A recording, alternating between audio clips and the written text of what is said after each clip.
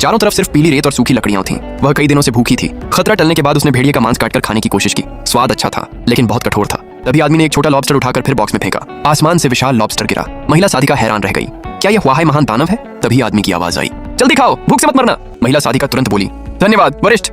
लेकिन तभी अचानक जमीन धंस गई और एक विशाल मकड़ी बाहर निकल आई। उस मकड़ी की ताकत इतनी भयानक थी कि वह पूरे लॉबस्टर को एक कटोरे सूप की तरह निगल सकती थी। महिला साधिका उसकी प्रतिद्वंद्वी नहीं थी। उधर आदमी घबरा गया। उसने लाइटर के अंदर रखा छोटा सा उपकरण निकाला और मकड़ी का जाल तोड़ दिया। इस तरह उसने दूसरी बार भी महिला की जान बचा ली। महिला साधिका ने कृतज्ञ होकर अपना वर्षों से छुपाया हुआ खजाना निकाल दिया। आदमी ने बॉक्स में हाथ डाला। उसे लगा कुछ नहीं निकलेगा, लेकिन अगले ही पल उसने अंदर से एक छोटी तलवार निकाल ली। अब आदमी खुद को तलवार अमर सोड इमॉर्टल समझने लगा। महिला साधिका ने उससे पूछा कि क्या वह लॉबस्टर अपने कबीले में ले जा सकती है, क्योंकि सिर्फ कुछ कौर खाने से ही उसकी शक्ति बढ़ गई थी। अगर पूरा लॉबस्टर कबीले में ले जाया जाए तो कई लोग साधना में ट्यूपो ब्रेक थ्रू कर सकते थे। आदमी ने उसे पूरा लॉबस्टर ले जाने दिया और कहा, अगर कम पड़े तो आसमान की तरफ चिल्ला देना। यह सुनते ही महिला साधिका घुटनों पर बैठ गई और उसका नाम पूछा। आदमी ने काफी देर सोचने के बाद जवाब दिया, मैं एक बहुत बड़ा आदमी हूँ। महिला साधिका तलवार पर सवार होकर चली गई। उधर आदमी नई मिली तलवार और खजाने को देखने लगा। जैसे ही उसने तलवार निकाली, सुनहरी रोशनी उसके दिमाग में समा गई।